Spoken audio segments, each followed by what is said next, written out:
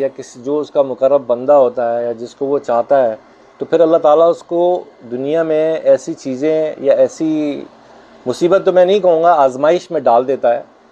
کہ پھر وہ اس آزمائش میں جیسے ہی جاتا ہے تو پھر اس کو یہ احساس ہوتا ہے کہ مجھ سے کوئی غلطی ہوئی ہے، اور پھر وہ پلٹ کے اللہ تعالیٰ کی طرف رجوع کرتا ہے،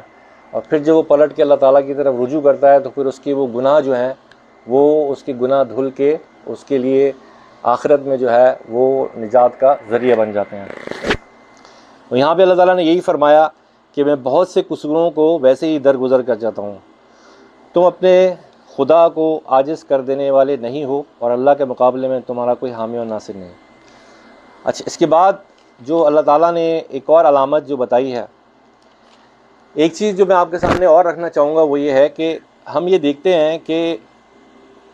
صرف گناہ گار بندے ہی تو نہیں تھے نا، ابھی بھی اور پہلے بھی بہت سے اچھے اللہ تعالیٰ کے نیک بندے بھی ہیں، اللہ تعالیٰ کے پرہیزگار بندے بھی ہیں، جو کہ جن کا زیادہ تر وقت اللہ کی عبادت میں اور نیک کاموں میں گزرتا ہے۔ اور پچھلے جب آپ دیکھیں انبیاء کرام جو تھے وہ بھی ماشاءاللہ الحمدللہ جو ہے ان سے تو سوال ہی پیدا نہیں ہوتا کہ کوئی غلطی ہو یا کوئی نعوذ باللہ کوئی گناہ ہو سکتا ہے، لیکن پریشانیاں، مصیبتیں، تکلیفیں جو ہیں انہوں نے بھی برداشت کی۔ تو اس میں ان لوگوں میں جو اس وقت کے دور کے تھے یا آج کے جو پرہیزگار اور نیک بندے ہیں اور جو گناہ گار بندے ہیں،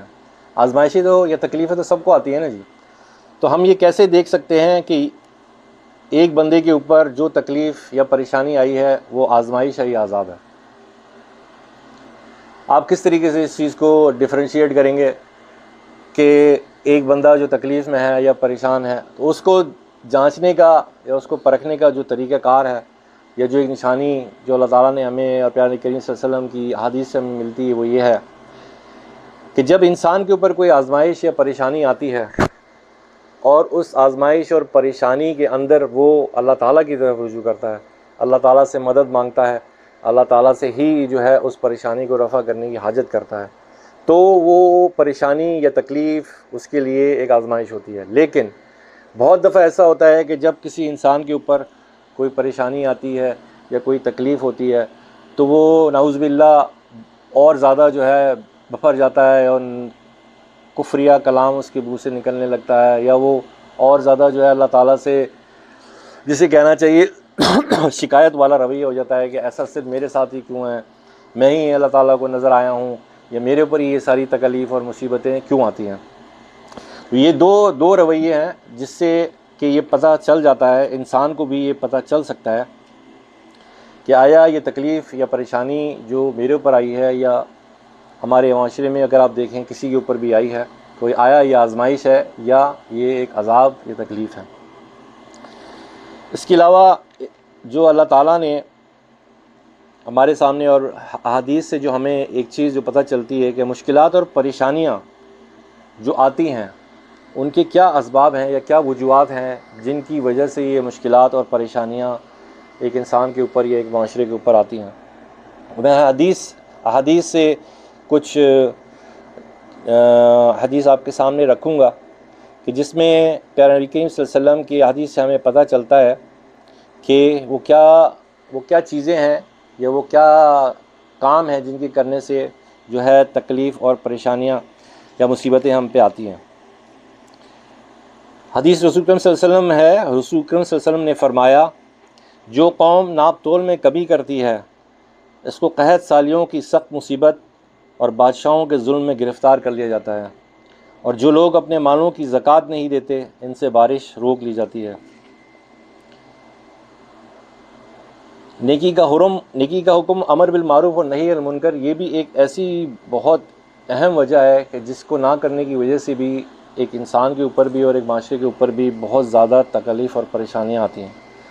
حضور اکرم صلی اللہ علیہ وسلم نے فرمایا، ابو داؤد کی یہ حدیث ہے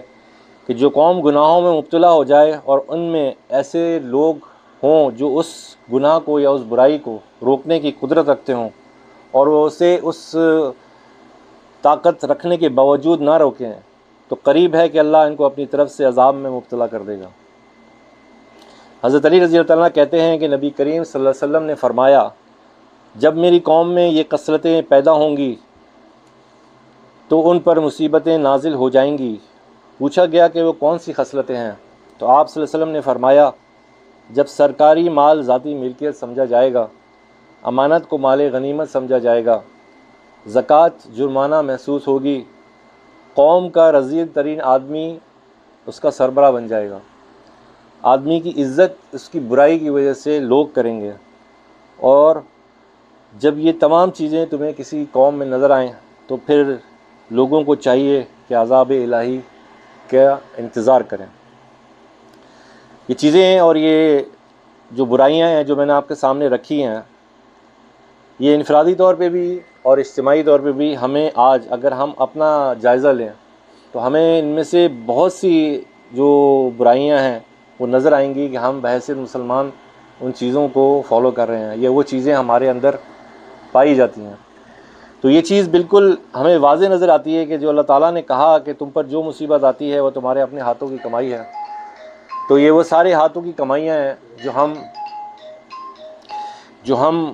کر رہے ہیں اور مسلسل کرتے چلے جا رہے ہیں، اور یہی وجہ ہے کہ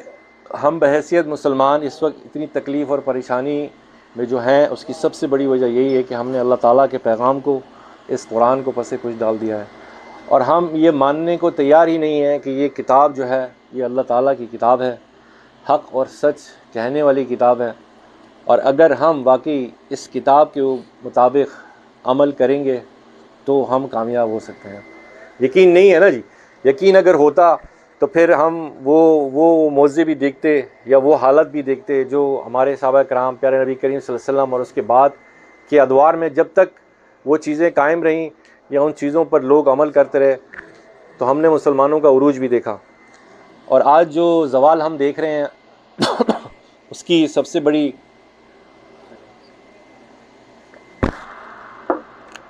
بڑی وجہ بھی یہی ہے کہ ہم نے اللہ تعالیٰ کے پیغام کو، اس قرآن کو جو ہے پس پش ڈال دیا ہے۔ اب ان تمام باتوں کو سننے کے بعد اور ان کو سمجھنے کے بعد اگلی چیز جو ہمیں دیکھنی ہے یا جو ہمیں سمجھنی ہے کہ ہمیں کیا کرنا ہے، یا وہ کرنے کے وہ کیا کام ہے کہ جس سے جو ہم کریں گے تو یہ مشکلات اور پریشانیاں ہمارے لیے آسانیاں اور آسائش میں تبدیل ہو سکتی ہیں، یا وہ کیا کام ہیں جو ہمیں کرنا چاہیے تاکہ ہم اللہ تعالیٰ کا قرب حاصل کریں، اس کی رحمت حاصل کریں اور اس دنیا اور آخرت دونوں میں کامیابی حاصل کریں۔ اس کے لیے ہمیں یہ ضروری ہے کہ ہمیں اپنے آپ کو بدلنا پڑے گا۔ اللہ تعالیٰ نے قرآن میں فرمایا، ان اللہ لا یغیر ما بقوم حتی یغیروا ما بانفسہم، اللہ تعالیٰ اس قوم کی حالت کبھی نہیں بدلتا جو جب تک خود اپنی حالت نہ بدلے۔ اگر ہم آج جیسے آپ لوگ یہاں جمع ہیں اور ماشاءاللہ ہر بدھ کو آتے ہوں گے، اللہ کی بات سنتے ہیں، اگر آپ یہاں سے ایسے ہی چلے جاتے ہیں جو سن رہے ہیں اور اس کے اوپر عمل کرنے کی کوشش نہیں کر رہے، اپنی زندگی کو بہتر بنانے کی کوشش نہیں کر رہے، تو پھر آپ اپنے آپ کو بدلنا نہیں چاہتے اور بدل نہیں رہے۔ لیکن اگر واقعی ہمیں انفرادی طور پہ اپنی زندگی میں اور اجتماعی طور پہ اپنے معاشرے میں واقعی اگر آپ نے چینج دیکھنا ہے، اگر آپ نے واقعی اس کو بدلتے ہوئے دیکھنا ہے، تو آپ کو اللہ تعالیٰ کی اس آیت کے اوپر عمل کرنا پڑے گا کہ ہم خود جب تک کوشش نہیں کریں گے اپنی حالت بدلنے کی، کوئی نہیں آئے گا باہر سے۔ اب اللہ تعالیٰ نے یہ پیارے نبی کریم صلی اللہ علیہ وسلم کے بعد جو ہے وہ سلسلہ تو ختم ہو چکا ہے، اب ہمارے پاس یہ کتاب ہے اور پیارے نبی کریم صلی اللہ علیہ وسلم کی سنت ہے۔ جتنا زیادہ اس قرآن کا علم ہم حاصل کریں گے، اس کے اوپر عمل کریں گے، انشاءاللہ اللہ تعالیٰ سے بہت کبھی امید ہے کہ ہماری حالت مزید سے مزید بہتر ہوتی چلی جائے گی۔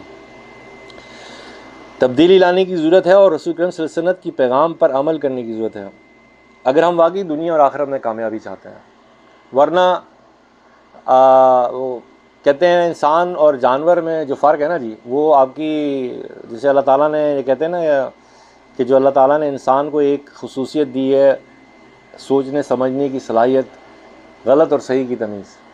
ورنہ انسان اور جانور کی زندگی ایک جیسی ہے بھائی۔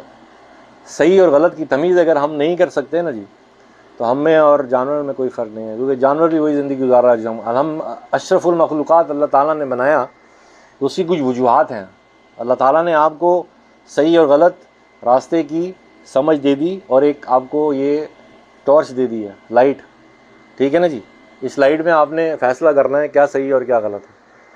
اگر آپ یہ فیصلہ نہیں کر پا رہے یا کوشش نہیں کر رہے کہ میں کسی طریقے سے سمجھوں اور اس کے بعد یہ جانوں کہ کیا صحیح اور غلط، تو نقصان ہم خود اپنا کر رہے ہیں اپنے ہاتھوں سے. وہی بات کہ اپنے ہاتھوں سے اپنی دنیا بھی اور اپنی آخرت دونوں خراب کر رہے ہیں. اور اس کو کرنے کے لیے بھی اللہ تعالیٰ نے قرآن میں ایک بہت اچھا اصول جو ہے ہمیں بتایا ہے. اللہ تعالیٰ فرماتے ہیں وما آتاکم الرسول خذوہ وما نہاکم عنہ فانتہوا، یعنی جو کچھ رسول اکرم صلی اللہ علیہ وسلم تمہیں دیں وہ لے لو، اور جس چیز سے وہ تمہیں منع کریں اس سے رک جاؤ. یہ سمپل اصول ہے جی، یہ قرآن کا بھی اور سنت دونوں اگر ہم اپنے سامنے رکھیں، جس چیز کا ہمیں حکم دیا گیا ہے وہ کام ہم کریں، اور جس کام سے ہمیں منع کیا گیا ہے ہم اس کام سے رک جائیں. Very simple, very straight forward. But problem یہ ہے کہ یہ سمپل اور اسٹریٹ کہنے میں تو لگتا ہے، لیکن جب عمل کے اوپر آتا ہے نا جی تو بہت مشکل لگتی ہے زندگی. ٹھیک ہے نا جی. سود ہمارے ملک میں دیکھیں، اگر آپ، میں پاکستان کی بات کرتا ہوں تو سود دیکھ لیجئے، ذخیرہ اندوزی دیکھ لیجئے، دھوکہ دیکھ لیجئے، جھوٹ دیکھ لیجئے. ہر وہ چیز اللہ معاف کرے کہ جس سے ہمیں بچنا چاہیے وہ آج ہمارے ملک میں ہو رہی ہے اور کھلے عام ہو رہی ہے.